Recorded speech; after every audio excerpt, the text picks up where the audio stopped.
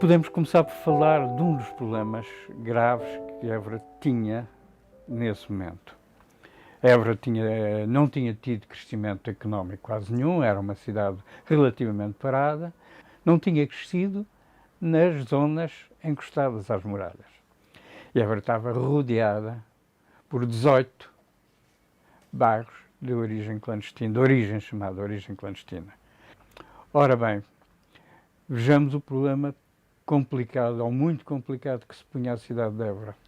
Porque estavam a viver naqueles bairros, numa situação que não era aceitável de forma nenhuma em termos de um crescimento urbano, uma população que tinha recebido o 25 de Abril como uma vitória sua, a conquista da sua habitação. Tinha que haver regras. Para isso, portanto, para que houvesse essas regras, foi estabelecida algumas estratégias. Primeira, preencher os lugares técnicos que a Câmara precisava. Évora precisava de técnicos. Portanto, era preciso chamar técnicos para a cidade e para Évora. Técnicos que não estavam em Évora. E com o objetivo claro que havia, que era resolver os problemas urbanos que Évora tinha.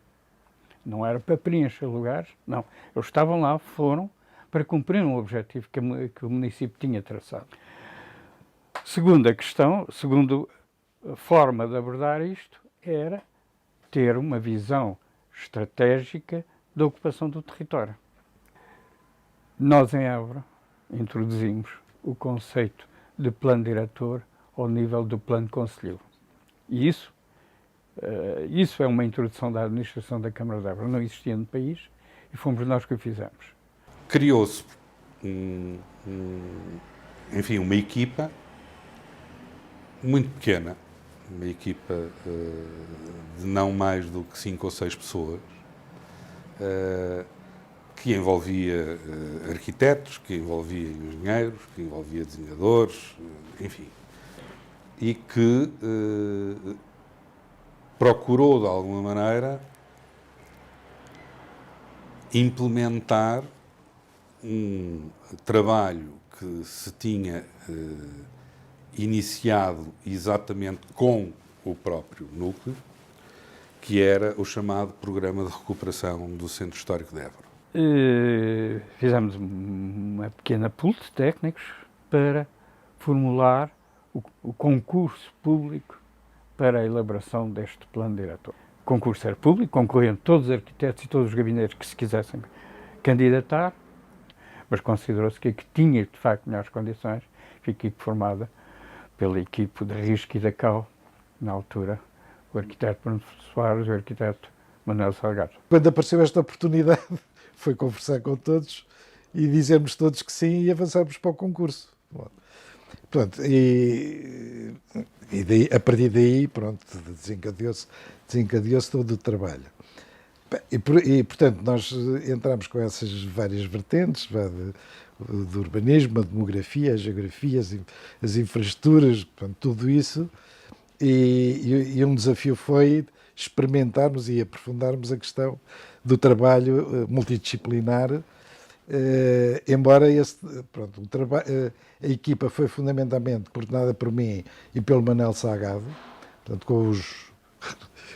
com o grupo técnico, parte do grupo técnico fazia parte dessa tal empresa Cipro, outros eram amigos nossos que se juntaram e outros eram o meu ateliê, portanto, e foi aí que nós articulamos e compusemos a equipa. Era um programa claramente revolucionário para a altura, porque efetivamente procurava, mais do que propriamente fazer uma intervenção física exclusiva, portanto, na área do centro histórico, procurava fazer, portanto, um conjunto alargadíssimo de intervenções económicas, sociais, culturais, ou seja, procurava fazer uma visão integrada do desenvolvimento daquele território e fazia-o através de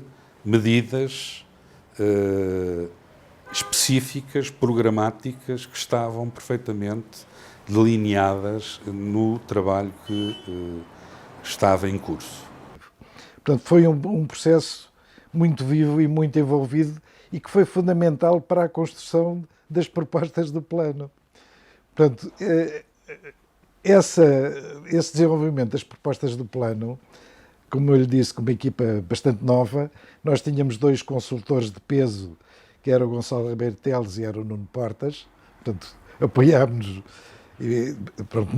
não participavam diretamente do trabalho, digamos, regular da equipa, mas participaram muito a discutir também, envolveram-se neste processo. Com uma grande vontade de fazer um trabalho diferente e em circunstâncias diferentes. De facto, nós tivemos ali uma oportunidade de experimentar técnicas, aplicar técnicas e metodologias que conhecíamos, mas que não tínhamos aplicado, e de inventar, digamos assim, algumas coisas para resolver problemas. O Presidente da Câmara e eu fomos a Paris, beneficiando de uma iniciativa que se estava a fazer pelo Conselho da Europa, não em Paris, mas sim em Friburgo, na Suíça, e resolvemos ir lá na nossa ida, portanto, a Friburgo, para tentar, de alguma maneira, fazermos, portanto, uma apresentação, chamemos-lhe assim, do caso de Évora e ver o que é que acontecia. Nessa altura, nem eu, nem o Abílio estávamos muito seguros que Évora tivesse uma repercussão assim tão forte e lembro-me bem que o Abílio me perguntava: mas tu achas que nós vamos lá chegar e que isto tem assim tanto peso, tanta capacidade para mover, portanto, e interessar, portanto, estas pessoas? Eu lá ia dizendo que sim, embora também eu tivesse as minhas dúvidas se efetivamente isso poderia acontecer ou não. Resultou desses técnicos, desses especialistas do Conselho da Europa e outros profissionais que vieram cá, estudaram, aprofundaram e até ficaram admiradíssimos com os livros de Túlio Espanca. O Inventário do Património Artístico de Túlio Espanca é uma obra monumental que especifica Évora, cada igreja, cada monumento e tudo quanto lá no interior. Descreve e tem fotografias. Isto criou um reconhecimento dessas pessoas todas pelo grande valor que Évora tinha e tudo documentado e tudo informado. A partir daí é que veio a ideia, então vale a pena conseguir. A Unesco chegou a fazer o laboratório de bairro aqui no centro histórico. O laboratório era demonstração no terreno de recuperação de habitações, em que se expunha o que é que se pretendia da recuperação do centro histórico, os materiais a utilizar, a ginástica que se tinha que fazer para que num pequeno prédio as famílias pudessem acomodar para que a recuperação pudesse ser feita. Houve experiência logo de 2 casas que aceitaram esse esforço. Tudo isto foi criando a dinâmica para nós tentarmos depois a classificação. E foi assim que apresentamos a classificação e foi classificada sem eu ter me deslocado a Paris. Digo isto porque na altura ainda se dizia: oh não, essas coisas internacionais, tem que se lá ir, mas ia perguntar: mas tem que lá ir, mas porquê? Se isto tem tanto valor, vou lá fazer o quê? E tal. As pessoas sabiam, né, que as coisas da sua influência. E não foi classificado por unanimidade logo a primeira vez, sem qualquer. E sentiu-se mesmo que era um património. Évora, cidade de Évora, foi uma referência, e continua a ser, mas foi uma referência da gestão urbanística, da gestão do território, durante a década de 1980, porque foi, de facto, o plano foi um marco, mas a atividade da Câmara Municipal, da autarquia, foi, de facto, exemplar e era uma referência na época. Claro que depois foram aparecendo outras coisas, outras experiências, e enfim, foi-se batendo. Mas, visto assim à distância, de facto, eu não posso esquecer o marco, plano diretor e o planeamento que se fez, a relação com a autarquia e a importância que Évora veio a ter e que se repercutiu até para fora do país. Nós trabalhávamos muito diretamente com as juntas de freguesia, articulados com a Câmara, obviamente. Fizemos os esquemazinhos, estudámos cada povoação, e fizemos propostas, pequenas propostas de ordenamento, que depois eram enviadas às juntas de freguesia, que as criticavam, discutiam localmente e depois remetiam com as propostas. E houve os juntas de freguesia que fizeram alternativas aos esquemas que nós mandávamos. Uma espécie quase de contraplano, a dizer, não, nós queremos isto. E pronto. E também aí foi um aspecto inovador, mas e que foi extremamente importante, porque ganhou-se uma base de apoio ao processo de planeamento. Quando fomos para as discussões, todas as pessoas sabiam, de um modo geral, o que é que estavam a falar. Problemas rápidos, um deles, televisão. Televisão era um sem número de cabos e de antenas espalhadas pela cidade. Era uma coisa aflitiva. Problema número 2 e mais grave. Como é que se circulava na cidade em termos de trânsito, circulação? Na parte, digamos assim, de circulação e transportes do plano de urbanização de Évora é apontada a necessidade de retirar tráfego automóvel do centro da cidade, do centro histórico da cidade, porque claramente se tinha a noção de que grande parte desse tráfego não interessava propriamente à cidade, mas eram tráfegos de atravessamento que resultavam de memórias antigas das pessoas, quando andavam sobretudo a pé, e da importância histórica que o centro de Évora ainda naquele momento tinha em termos de atividades económicas, em termos de serviços, em termos de serviços públicos, serviços privados, todo o terciário, etc, etc. Estávamos a fazer o plano de requalificação da circular, portanto, depois da circular ter passado de estrada nacional distribuidora para a região, não é? Para uma via urbana distribuidora da cidade. Essa foi uma das mudanças importantes do plano de circulação e transportes que se fez. E dessa mudança surgiu então a necessidade de fazer um plano de requalificação então da via urbana, que no fundo é envolvente das muralhas. E quando nós começámos a fazer esse trabalho, esse estudo, verificámos uma coisa que é óbvia, mas nós não tínhamos percebido, que as muralhas estavam parcialmente aterradas. Estavam aterradas a cerca de 2 metros, em alguns pontos ou mais. E quando percebemos isso, até porque a documentação, basta ver a documentação, aquelas muralhas tinham uma barbacã e um caminho de ronda, e estão lá as portas nas torres por onde passava, é muito óbvio, mas é óbvio e não se vê. Quando percebemos disso, dissemos à Câmara, olha, a muralha está enterrada. Portanto, o que nós propomos é que não se façam intervenções para estabilizar e consolidar o que lá está, mas isto tem de ser tudo transformado e tem de ser reposto à altura da muralha e tal. E, portanto, a posição da Câmara e do Presidente foi: vamos parar, vamos pensar e vamos decidir.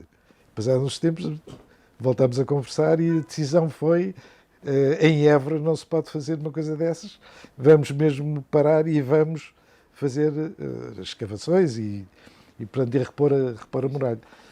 Isto tudo passou-se em 1980, 82. Aquilo era um projeto da cidade, não era só um projeto daquele executivo, daquela força política, tinha que ser um projeto da cidade. Eu acho que isso foi muito importante, porque isso, por outro lado, também permitiu sedimentar a confiança entre as pessoas e os políticos. Porque quando um tipo não tem forças políticas a utilizar o medo que as pessoas normalmente têm das mudanças, as pessoas são normalmente conservadoras, então em termos de mobilidade são hiperconservadoras. E então quando nós estamos a passar de uma geração que andava a pé ou de bicicleta ou de motorizada para uma população que passa a andar de transporte motorizado, seja autocarro ou seja automóvel, então ainda pior, o grau de conservadorismo aumenta exponencialmente. Todo este percurso foi pontuado por visitas que foram sendo feitas, quer pelo Totterman, quer pelo José Rabiz, quer pelo Schmidt, quer por, enfim, toda uma série de entidades que de alguma maneira, falavam sobre o centro histórico, sobre a valia do centro histórico, sobre a necessidade de reabilitação do centro histórico, e isso foi criando uma campanha interna na cidade que permitiu que nós integrássemos toda uma série de novas imagens sobre o centro histórico e que o próprio Éborense começasse outra vez a sentir, pela parte do centro histórico, uma ligação muito mais forte e um carinho bastante grande. Nesta envolvência de toda a gente, sem olhar nem a credos, nem a religiões, nem a cor, nem a raça, nem a partidos políticos, porque tudo isto era feito na base de coisas concretas que nos interessam a todos. Isto, de facto, eu chamo isso de uma tal coesão de vida democrática, que é, sabendo que cada um tinha o seu partido, tinha as suas opções, não era obstáculo de participarem no que quer que fosse, desde que aquilo que se está a fazer tinha interesse para a cidade. E foi assim que surgiu. Tinha um instrumento na mão, uma visão política, uma vontade de intervir, e que permitiu que se chegasse a esta candidatura e que deu o trabalho, e houve pessoas que deram um contributo sensacional e às quais eu já não, muito desse trabalho já não contribuí diretamente.